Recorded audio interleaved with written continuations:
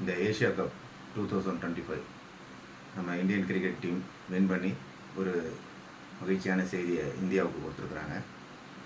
அந்த விளையாட்டுகளில் பார்த்திங்கன்னா, விளையாட்டுன்றதை மீறி ஒரு நாட்டு வீரர்களும் தன்னுடைய சொந்த நாட்டு பிரச்சனைகளை அந்த விளையாட்டில் காட்டுறாங்க.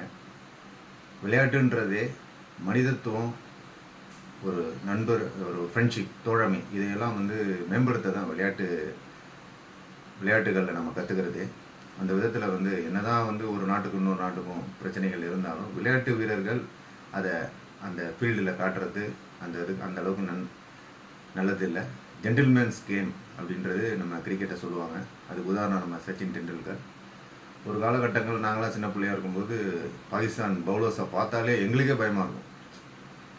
அப்புறம் ஒரு காலகட்டங்களில் ஸ்ரீலங்கன்ஸ் பேட்மேன் பார்த்தா பயமாக இருக்கும். இப்போ இந்தியா நல்ல டாப்பில் இருக்காங்க. இது ஒரு ரொட்டேஷன் மாரி வந்துக்கிட்டே இருக்கும். அதனால் வெற்றி தோல்வியை கொண்டாடுங்க, ஆனால் ஒருத்தவங்கள கிண்டல் பண்ணி கேலி பண்ணி அதை ஒரு முகம் சுளிக்கிற மாதிரியான ஒரு சூழ்நிலையை கொண்டு வராதீங்கன்னு கேட்டுக்கிட்டு நமது டீம் வின் பண்ணதுக்கு ஒரு வாழ்த்து சொல்கிறேன். நன்றி, வணக்கம்.